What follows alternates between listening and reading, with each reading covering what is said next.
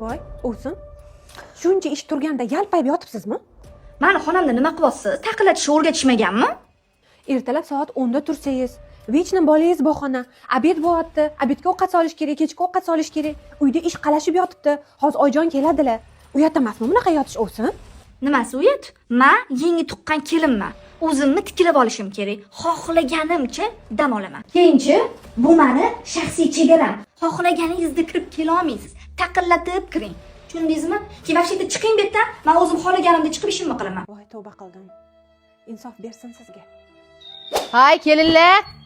Yaxshimisizlar? Oyijon. Tinch o'tiribsizlarmi? Keldingizmi oyijon? Ha, keldim. Mana qarang, dog'li dasturxonlarni hammasini baviga yuvitib yuvdim. Kechki ovqat solib qo'ydim. Ko'cha hovlarni supurib, hamma kirlarni chin-chiroq qilib yuvib qo'ydim oyijon. Hay baraka toping. O'zingiz qani? Qarashmadimi? Har doimgidek uxlab yotibdilar oyijon. Yo'q. Hali o'g'lim kelsin.